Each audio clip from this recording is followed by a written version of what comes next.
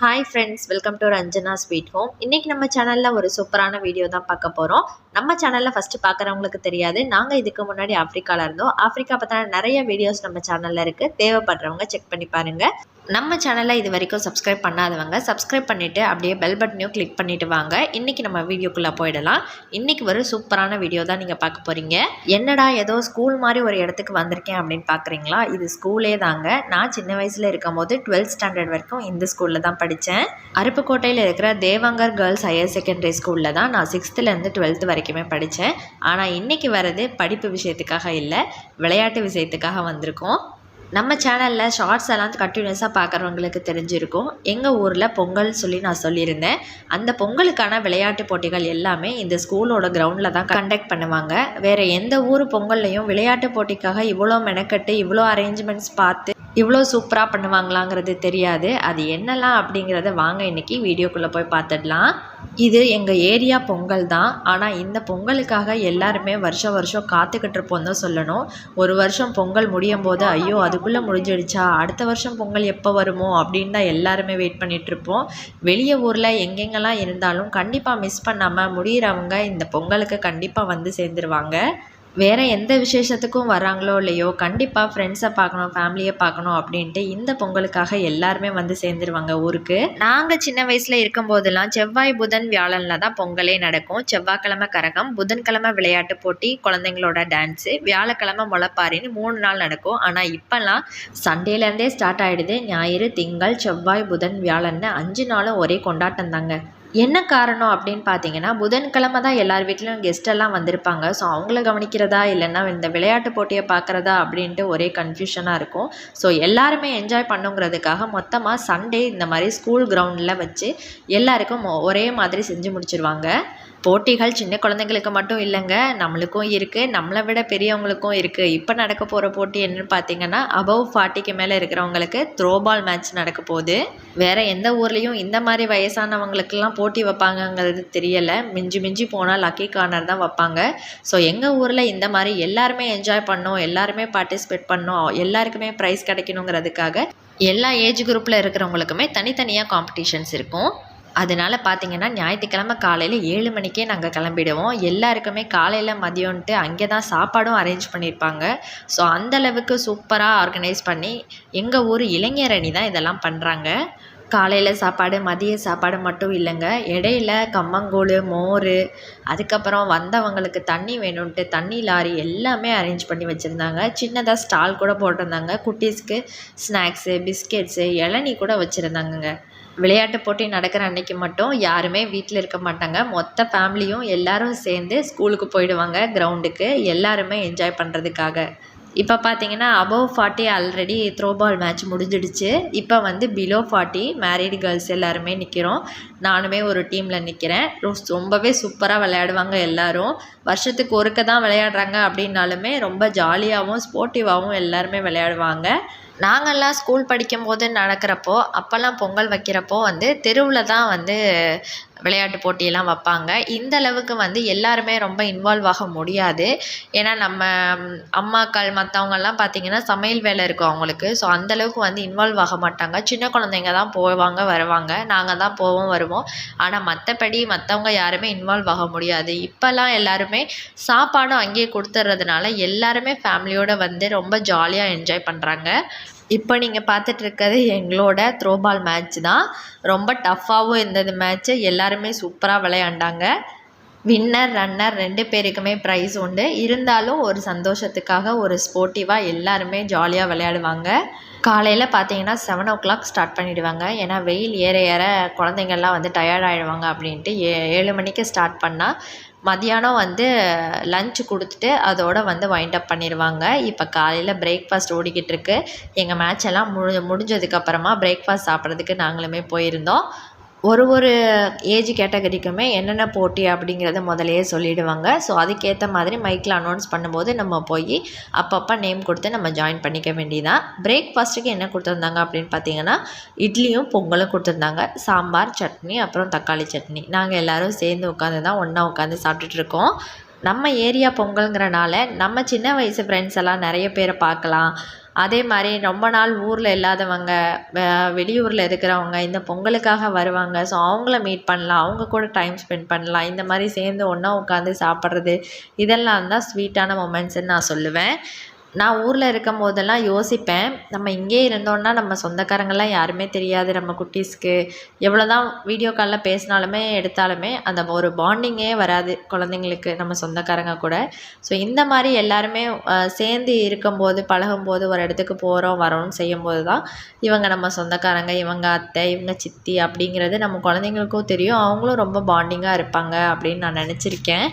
அடுத்து பார்த்திங்கன்னா குட்டீஸ்க்கான போட்டிகள் வந்து ஆரம்பித்தாச்சு. இப்போ வந்து எல்கேஜி யூகேஜி பிள்ளைங்களுக்கு கடலை பொறுக்குதல் போட்டி நடக்குது. நம்ம குட்டீஸ்க்கு இந்த போட்டிகள் எல்லாமே புதுசு, இதுக்கு முன்னாடி பார்த்ததுமே இல்லை. ஸோ ஆர்த்திகாவுக்கு சொல்லி கொடுத்துருந்தேன், ஒன்று ஒன்றா எடுத்து சீக்கிரமாக அந்த டம்ளரில் போடணும் அப்படின்னு சொல்லி. அவளுமே உட்காந்துருக்கா, நல்லாவே விளையாடவும் செஞ்சா. வின் பண்ணுறோமோ இல்லையோ ஆனால் எல்லா போட்டிலையும் கண்டிப்பாக பார்ட்டிசிபேட் பண்ணணும் அப்படின்னு சொல்லி தான் கூட்டிகிட்டு போயிருந்தேன். ஆர்த்திகாவோட கேட்டகரிக்கு வந்து 2 காம்படிஷன் இருந்தது. ஒன்று வந்து கடலை பொறுக்குதல், இன்னொன்று வந்து பார்த்திங்கன்னா பாசிங் தி பால். ஆர்த்திகா வந்து கடலை பொறுக்குதல் 29 நம்பர்ஸ் வந்து கலெக்ட் பண்ணியிருந்தா. ப்ரைஸ்லாம் கிடைக்கல, ஓகேன்னு விட்டாச்சு. அதுக்கப்புறமா பாசிங் தி பால் நடந்தது. இப்போ வந்து பார்த்திங்கன்னா ஜென்ஸுக்கு த்ரோ பால் மேட்ச் நடந்துகிட்ருக்கு. இதுலேயும் அதே மாதிரி தான் 40 இயர்ஸ் அபவ் ஒரு டீமு, அதாவது 2 டீம் அவங்க விளையாடுவாங்க. அதே மாதிரி பிலோ 40 விளையாடுவாங்க. இதில் வந்து பார்த்திங்கன்னா நமக்கு வயசாகிடுச்சு போக வேணாம், இது எதுக்கு நமக்கு அப்படின்னு யாருமே நினைக்க மாட்டாங்க. எல்லாருமே வந்து ஸ்போர்ட்டிவாக கலந்துக்குவாங்க. அவங்களால முடிஞ்சதை அவங்க விளையாடுவாங்க.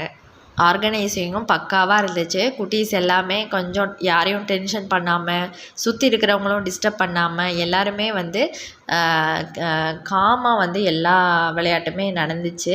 ஆருக்கு வந்து இப்போது பொட்டேட்டோ கேதரிங் நடந்துகிட்ருக்கு. நான் சொல்லி கொடுத்தேன், இதுதான் ஃபஸ்ட் டைம், இதுக்கு முன்னாடி அவள் பார்த்ததும் இல்லை. ஸோ இந்த மாதிரி பண்ணணும் அப்படின்னு சொல்லி அவங்களுமே எக்ஸ்பிளைன் பண்ணாங்க எல்லா குழந்தைங்களுக்கும். நானுமே சொல்லி கொடுத்துட்ருந்தேன். ஸோ அவளுமே சூப்பராக பண்ணியிருந்தா. சீக்கிரமாக முடிக்கணுங்கிறதுக்காக ஏஜ் கேட்டகரி வைஸ் பிரித்து தனித்தனி இடத்துலையே வந்து நடத்திட்டு இருந்தாங்க. இது வந்து ஸ்கூல் ஸ்டேஜ் மேலே நடக்குது. பாசிங் தி பால். ஆர்த்திகா வந்து கடைசி வரைக்கும் வந்துட்டா. ஆனால் 4வது ஆளாக வந்து அவுட் ஆனா. சரி பரவாயில்ல கண்ணே, ஓகே உனக்கும் ப்ரைஸ் கொடுப்பாங்க அப்படின்னு சொல்லி நான் வந்து அவளை சமாதானப்படுத்திட்டு இருந்தேன். எனக்கு ப்ரைஸ் கிடையாதா அப்படின்னு கேட்டுட்டு இருந்தா. 3rd வந்திருந்தா கண்டிப்பாக கொடுத்துருப்பாங்க. 4th வந்துட்டா. அடுத்து வந்து பார்த்திங்கன்னா ஆராதனா அவங்க கேட்டகரிக்கு பார்த்திங்கன்னா பலூன் ஃபைட்டிங் நடந்தது. பலூன் ஃபைட்டிங் ரொம்பவே பார்க்குறதுக்கு ரொம்பவே நல்லா இருந்தது. குட்டீஸ் அவ்வளோ ஸ்போர்ட்டிவாக ஒரு சூப்பராக விளையாடிட்டு இருந்தாங்க. எல்லா போட்டியுமே பார்த்திங்கன்னா கேர்ள்ஸுக்கு தனியாக பாய்ஸுக்கு தனியாக தான் அப்படி தான் வந்து ஆர்கனைஸ் பண்ணிட்டு இருந்தாங்க. ஆராதனாவோட ஏஜ் கேட்டகரி தான் இது. ஆனால் இந்த கேமில் வந்து அவள் பார்ட்டிசிபேட் பண்ணவே இல்லை. நீ போய் கற்றுக்கோ, எதுக்கு பயப்படுற அப்படின்னு சொல்லி கேட்கும்போது அவள் சொன்னால், எனக்கு பலூனை வெடிக்கிறதுக்கு பயமாக இருக்குமா அப்படின்னா. அதெல்லாம் ஒன்றும் இல்லை, நீ விளையாடுறதையாவது பாரு அப்படின்னு சொல்லி நிற்க வச்சு பார்த்துட்டு இருந்தோம். குட்டீஸ் எல்லாம் ரொம்பவே ஸ்போர்ட்டிவாக விளையாடிட்டு இருந்தாங்க. நம்ம குட்டீஸ்க்கு ஆக்சுவலாக எந்த கேம்லேயுமே ப்ரைஸ் இல்லை.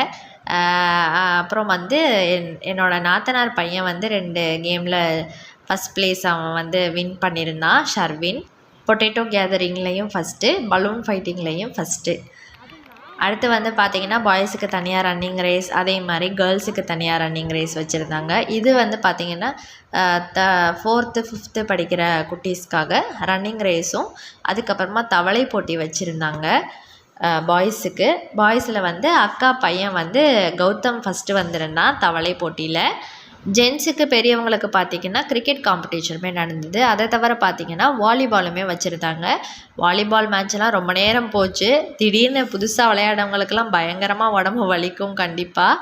இடையிலையே பார்த்திங்கன்னா கம்மங்கூழ் மோரெல்லாம் கொடுத்துட்டு இருந்தாங்க. கம்மங்கூழ் தான் வாங்க போயிருந்தோம். கம்மங்கூழ் கூடவே பார்த்திங்கன்னா கொத்தவரங்காய் வத்தலுமே கொடுத்துருந்தாங்க. கம்மங்கூழ் ரொம்பவே நல்லா இருந்துச்சு வெயிலுக்கு கொடுக்கும்போது.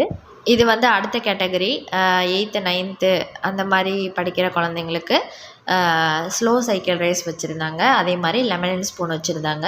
பாய்ஸுக்கு தனியாக கேர்ள்ஸுக்கு தனியாக நடந்துச்சு. ரொம்பவே சூப்பராக எல்லாருமே ஓட்டினாங்க. இதெல்லாம் பார்க்கும்போது நம்ம சின்ன வயசில் இதெல்லாம் வந்து பார்ட்டிசிபேட் பண்ணியிருப்போம் இல்லையா, அதுதான் ஞாபகம் வந்துச்சு. அப்போல்லாம் பார்த்திங்கன்னா தெருவே சின்னதாக இருக்கும். 2 பக்கமும் சாக்கடை, சைக்கிளில் போகிறோம் அப்படின்ட்டு ஒன்று பக்கத்தில் இருக்கவங்கள போய் இடிப்போம், அப்படி இல்லைன்னா சாக்கடைக்குள்ளே போகும் சைக்கிள். இதெல்லாம் வந்து எனக்கு ஞாபகம் வந்துச்சு. உங்களுக்கு இதெல்லாம் ஞாபகம் இருக்கா? நீங்களாம் எப்படி இதெல்லாம் செலிப்ரேட் பண்ணியிருக்கீங்க அப்படிங்கிறத கீழே மறக்காமல் கமெண்ட்ஸில் சொல்லுங்கள். நான் சொன்ன மாதிரி ஜென்ஸுக்கு வாலிபால் மேட்ச் போயிட்டுருக்கு. இது லெமனட் ஸ்பூன். நம்ம சௌமிகா கூட இதில் பார்ட்டிசிபேட் பண்ணியிருக்காங்க.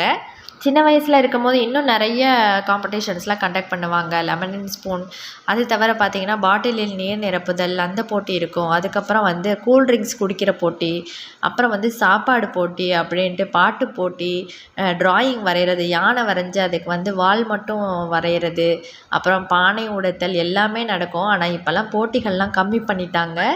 இப்போ வந்து பார்த்திங்கன்னா லாஸ்ட்டாக எல்லாேருக்கும் லக்கி கார்னர், அதுவே 3 ஏஜ் வைஸ் வச்சுருந்தாங்க. இது வந்து காலேஜ் கேர்ள்ஸு, அதுக்கப்புறமா பார்த்திங்கன்னா பிலோ 40, அப்புறம் அபவ் 40 எல்லாருமே தனித்தனியாக வந்து லக்கி கார்னர் வச்சுருந்தாங்க.